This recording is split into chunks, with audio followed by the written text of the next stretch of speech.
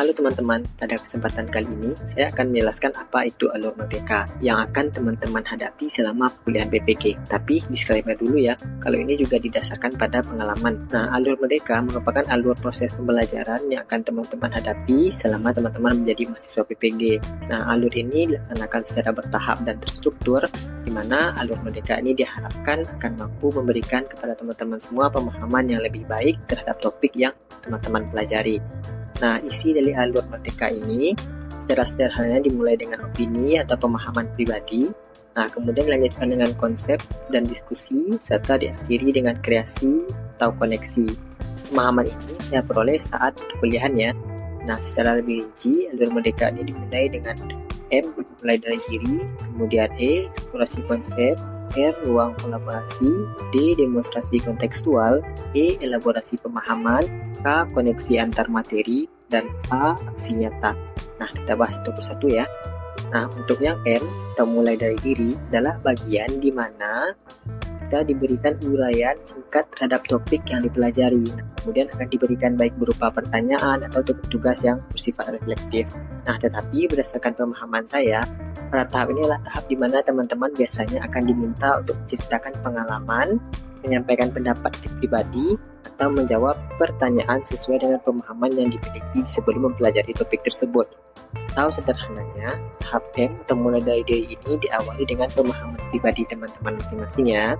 Nah, kemudian untuk E atau eksplorasi konsep, bagian ini biasanya berisi teori, narasi, dan cerita yang berhubungan dengan topik yang sedang dipelajari, dan terkadang juga berkaitan dengan konsep pada topik sebelumnya atau topik yang akan datang. Nah, pada bagian ini biasanya sering ada tugas-tugas yang berhubungan dengan teori, baik tugas kelompok ataupun tugas mandiri. Secara sederhana, bagian E atau eksplorasi konsep ini adalah pemberian materi dan latihan. Nah, untuk bagian berikutnya adalah ruang kolaborasi atau R. Nah, pada bagian ini sesuai dengan namanya, yaitu tempat bagi kita untuk berdiskusi bersama kelompok tentang materi dan tugas kelompok yang diberikan. Biasanya pada bagian ini akan tersedia forum diskusi besar yang bisa diisi oleh setiap anggota kelas, baik itu mahasiswa ataupun dosen.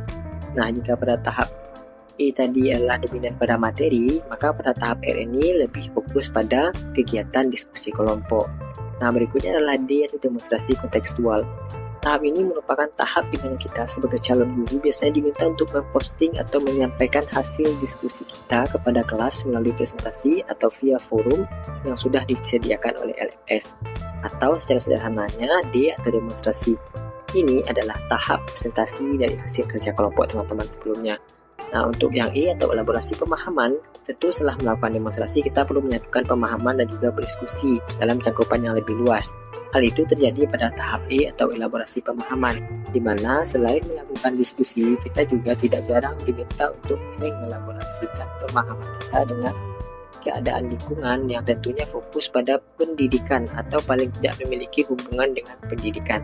Secara sederhana, bagian E atau elaborasi pemahaman ini adalah bagian diskusi kelompok dan ditambah dengan fakta lapangan.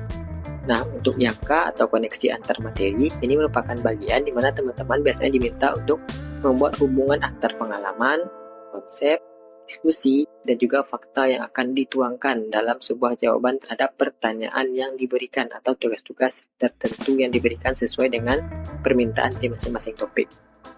Pada bagian ini diharapkan kita bisa memperoleh benang merah dari topik ataupun mata kuliah tersebut. Output yang biasanya dihasilkan dari bagian ini adalah poster, infografis, peta konsep, video, dan hal serupa lainnya. Secara sederhana, bagian ini adalah tahap di mana kita memahami setiap hubungan antara materi, pribadi, dan lingkungan. Nah, tahap akhir itu aksi nyata atau A. Pada bagian ini adalah tahap akhir dari setiap kegiatan biasanya. Nah, ini merupakan tahap di mana teman-teman bisa membuat sebuah rancangan tugas, baik itu artikel, modul ajar, video, ataupun web. Semua tergantung pada mata kuliah dan topik yang sedang dilaksanakan. Secara sederhananya, bagian ini adalah tahap kita menunjukkan wujud nyata dari pemahaman kita terhadap topik tersebut. Nah, teman-teman, penjelasan sebelumnya didasarkan pada pemahaman saya dan juga pengalaman yang diperoleh. Nah, perlu teman-teman ingat bahwa setiap mata kuliah dan topik memiliki tuntutan yang beragam. Namun, apa yang saya sampaikan adalah gambaran umum agar teman-teman lebih mudah dalam mengetahui apa yang biasanya akan terjadi pada setiap tahapan di alur merdeka. Nah, biasanya juga ada mata kuliah khusus yang tidak menerapkan alur ini, contohnya seperti seminar ataupun proyek kepemimpinan yang memiliki alur merdeka namun pelaksanaan yang berbeda. Baiklah, pada next video saya akan menjelaskan benang merah antara setiap mata kuliah yang telah saya pelajari selama kuliah PPG. Jangan lupa ditonton ya. Terima kasih. Sekian dari saya. Makasih sudah nonton dan jangan lupa istirahat mata.